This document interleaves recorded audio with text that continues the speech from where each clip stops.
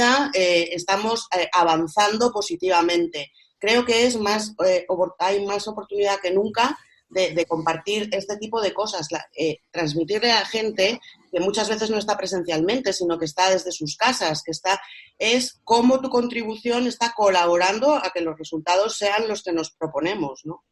Y luego decía, en una doble dirección, a mí esto me parece muy clave. Yo creo que tenemos una oportunidad en este momento, todas las personas, de dar respuestas. La compañía más que nunca tiene capacidad o la oportunidad de dar respuestas a sus trabajadores, pero hay una enorme oportunidad de aprendizaje y de palanca de acción para cuando salgamos de esta situación, que es escuchar a las personas, escuchar a los responsables últimos, ¿no? Abrir canales de respuesta, de retroalimentación, preguntar muchísimo qué está pasando, qué se necesita, cómo se puede contribuir. Me parece que esto también debería ser una de las claves de la situación. Sí, completamente, sí. Básicamente porque en el ABC de la comunicación es conocer al público al cual te diriges. Y cuanto más le conozcas, más podrás vertebrar los mensajes para que lleguen eficazmente. Y esa es una muy buena oportunidad, como decía Aurora, de hablar con ellos, de escucharlos y de aquí saber qué les podemos decir para conseguir nuestros objetivos.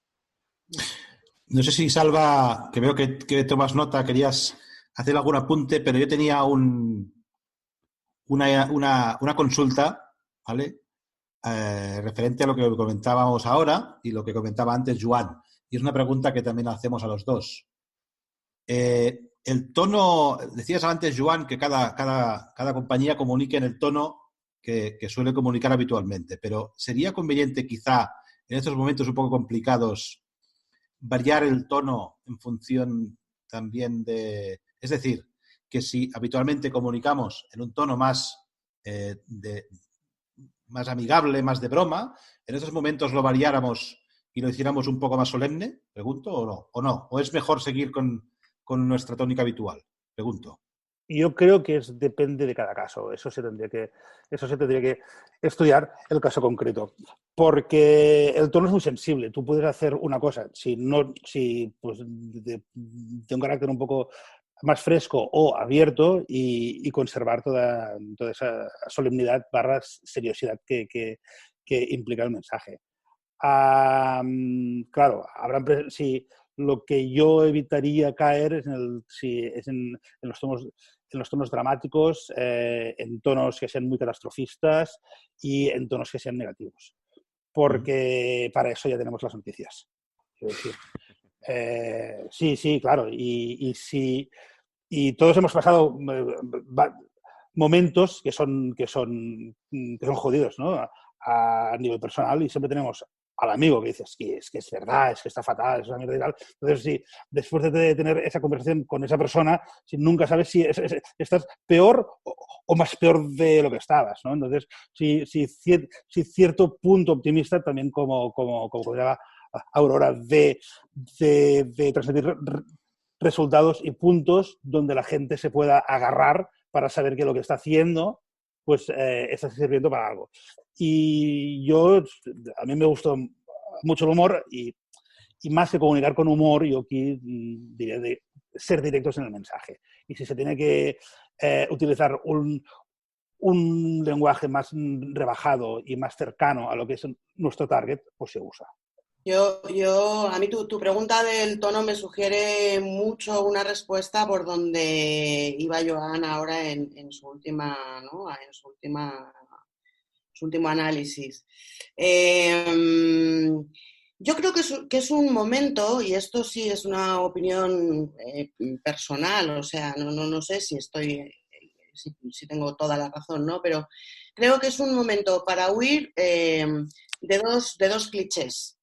El primer cliché es huir del buenismo generalizado y de lanzar mensajes vacíos llenos de buenas intenciones, porque todos estamos recibiendo ese tipo de mensajes desde allegados, desde conocidos, desde grupos de WhatsApp, desde memes, desde vídeos que la gente hace, es decir, estamos inundados de positivismo generalista, lo cual está fenomenal, pero no necesito que la empresa haga eso si soy uno de sus empleados o de las personas vinculadas. Necesito lo concreto, necesito algo que me aporte soluciones, necesito que me hagan intervenir desde algo que me haga sentir que mi compromiso lleva a algún sitio, ¿no? Creo que es muy, muy importante eso, y también es muy importante huir de otro cliché que es el ordeno y mando, ¿no? Yo sé que en muchísimas empresas ya no se hace, pero sé que al haber nacido la disciplina de la prevención tan vinculada a lo jurídico y a las sanciones y a las, pues en muchas ocasiones el estrés o la presión hace que se sea incluso más intolerante o más combinativo, si se puede decir así, con el cumplimiento de instrucciones, etcétera, ¿no? Es decir, no creo que el camino sea el ordeno y mando, creo que es la comprensión de en qué situación de estrés y de vulnerabilidad se encuentra cada persona. Y en ese sentido y en ese ámbito yo quiero reclamar un poco lo que yo decía al inicio, ¿no? Mi vocación por dedicarme a la comunicación interpersonal. Estamos en un momento en el que la respuesta al estrés suele ser, pues, en un momento dado malas palabras, en un momento dado pillarte un cabreo monumental, en un momento dado decir, pues así porque yo lo digo o lo que sea, ¿no? Creo que hay una enorme oportunidad para generar una transformación que vaya del reproche o de la queja hasta la petición concreta de soluciones o de peticiones. Es decir, pararse un poquito ante una situación de presión y estrés, entender cuál es el problema, repreguntar sobre cuál es la situación que se quiere abordar y hacer peticiones concretas. Oye, me parece que a esta situación deberíamos responder de esta manera. ¿Qué te parece a ti? Te pido, por favor, que hagas esto, lo otro, lo demás allá. Porque creo que estamos en situaciones en las que es muy fácil ser víctima del estrés y eso nos hace comunicarnos peor. En ocasiones son las telecomunicaciones que no funcionan y todos estamos en Zoom, en House Party, en el WhatsApp, en no sé qué. En ocasiones es una persona que tiene una demanda, por un lado, contradictoria, con otra demanda que tiene por otro lado que le está pidiendo otra cosa y llega un momento en el que no sabe muy bien. Bueno, creo que la calma, el entendimiento y el análisis pausado de una situación de conflicto, pues es lo que necesita el liderazgo de la situación en este momento. Claro, diría eso. y enlazando con lo que tú dices, entonces vamos a parar a otro de los grandes tótems de la comunicación, que es el briefing. Pensarse muy bien lo que se tiene que hacer antes de hacerlo, sobre todo qué es lo que quieres decir, cómo lo quieres decir, a quién lo quieres decir, cuál es el contexto, están estresados, no están estresados. Por eso digo que eso depende mucho también de las compañías, de las situaciones concretas. Yo creo que no es lo mismo intentar hacer una acción comunicativa en una planta donde habitualmente son 300 y la planta está funcionando con 50. Entonces, eso se tendría que enfocar de una manera a otra que, por ejemplo, es pues a otra planta que a lo mejor no está tan perjudicada por X razones, pero sí existe el miedo. Sí, depende mucho de la situación en que se encuentre cada corporación. Claro. Bueno, como veréis, Joaquín y yo en este podcast no hacemos ni falta. Es que somos comunicadores. ¿Qué le vamos a hacer? Es la suerte de traer a gente experta y ellos mismos pues en el programa. Esto es una pasada, Joaquín. Esto no lo tenemos que plantear más veces, ¿vale? Sí. Oye, una pregunta para ir concluyendo, porque empieza a llegar el tiempo límite que nos ponemos nosotros en los podcasts. ¿Qué canales usaríais? ¿Cuáles creéis que son los más efectivos en estas circunstancias? ¿Los que ya se usan habitualmente o sería bueno abrir otros canales? Que arranque Joan, por ejemplo.